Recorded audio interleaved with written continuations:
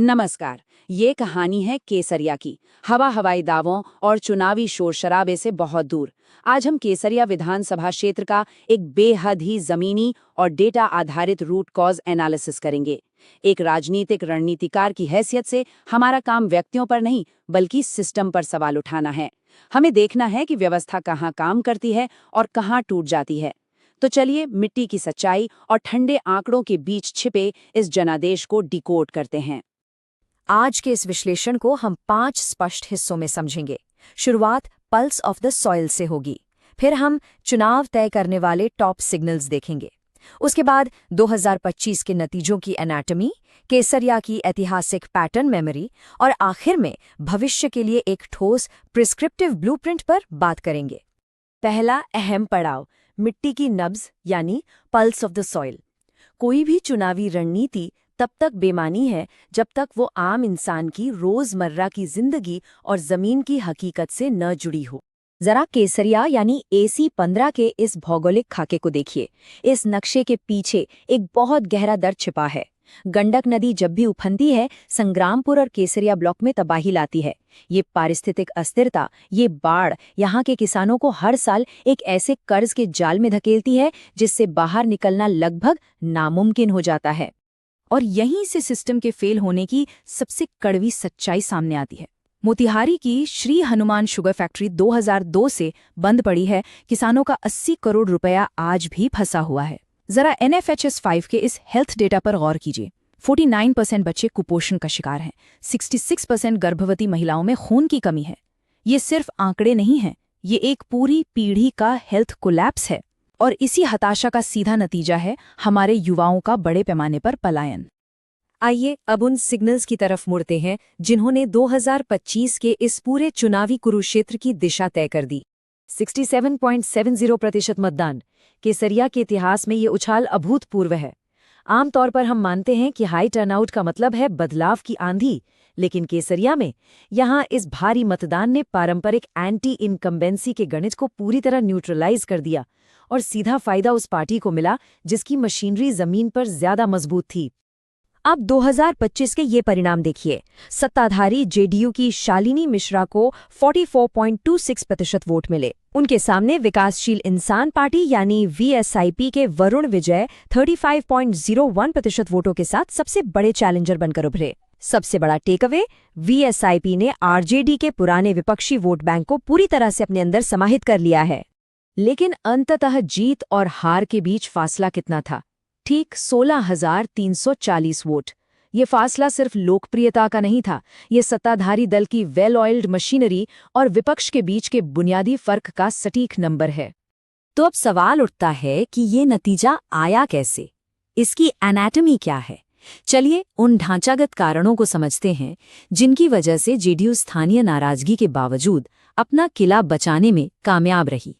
अगर हम रणनीतियों की तुलना करें तो JDU के पास 2 क्रिमिनल केसेस वाली वल्नरेबिलिटी थी, जिससे जंगल राज के नैरेटिव का रिस्क था।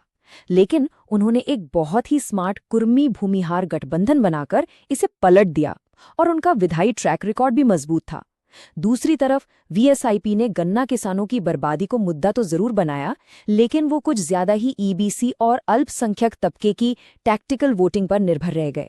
यहाँ थोड़ा रुककर एक बुनियादी बात समझना जरूरी है। हमारे संवैधानिक मूल्य ये मांग करते हैं कि हर राजनीतिक लामबंदी में गरिमा हो।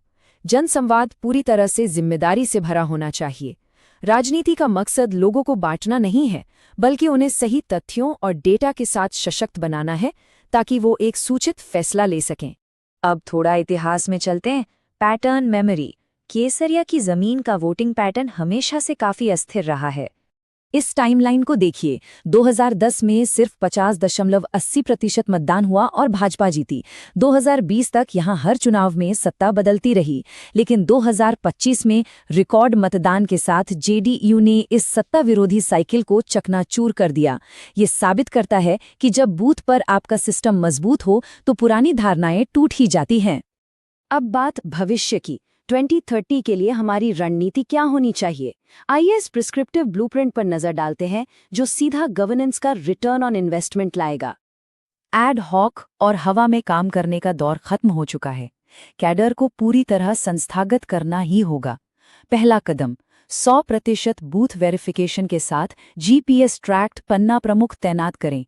दूसरा, जातियों की दीवार तोड़कर एक विशुद्ध किसान निषाद कृषि गठबंधन बनाएं। और तीसरा, जमीनी इंटेलिजेंस के लिए एक 24 घंटे चलने वाला डिजिटल वॉर रूम स्थापित करें। इस जीत के 45% वाले थ्रेशोल्ड को पार करने के लिए कुछ कड़े फैसले लेने होंगे। वीआईपी को अपने उम्मीदवार वरुण विजय को बनाए रखना चाहिए, क्योंकि उनका मैट्रिक्स स्कोर 36/50 काफी सॉलिड है। लेकिन लीडरशिप को अब जातिगत नेता से हटाकर एक एग्रेरियन टेक्नोक्रेट के रूप में रीब्रांड करना होगा। उस कुपोषण वाले हेल्थ डेटा को सिस्टम की नाकामी के खिलाफ हथियार बनाइए। और सबसे अहम, हफ्ते में 6 दिन चलने वाला एक परमानेंट जन शिकायत निवारण कार्यालय आज ही खोलना होगा, ताकि जनता से सीधा संपर्क बने। अब एक शांत लेकिन गंभीर चेतावनी। अगर हम इन सब चीजों को नजरअंदाज करते हैं तो केसरिया का भविष्य कैसा होगा? इससे पहले कि हम अंतिम निष्कर्ष पर आएं, ये दोहराना बहुत जरूरी है कि ये पूरी स्ट्रैटेजी और डेटा इंटेलिजेंस भारत के डीपीडीपी 2030 फ्रेमवर्क का पूरी सख्ती से पालन करती है। आधुनिक राजनीति में नागरिक की डेटा प्राइवेसी, उनकी स्पष्ट सहमति और डेटा का सीमित उपयोग सर्वोपरि है। नागरिक की निजता का सम्मान हमारी सबसे बड़ी जिम्मेदारी है। अंत में हमें खुद से एक बेहद कड़वा सवाल पूछना है, क्या केसरिया यूं ही ध्रुवीकरण और पहचान की राजनीति के चक्रव्यूह में घुटता रहेगा, या फिर हम इसे सही डेटा और नीति के सहारे कृषि पुनरुत्थान की एक शानदार मिसाल बना सकते हैं? अंततः इस मिट्टी का भविष्य आपके हाथों में है। If you want to become a people-centric leader and uplift your constituency, get in touch with blueprintstrategies.ai at mgr@blueprintstrategies.ai or call 080-4204-1602. Purpose Beyond Politics.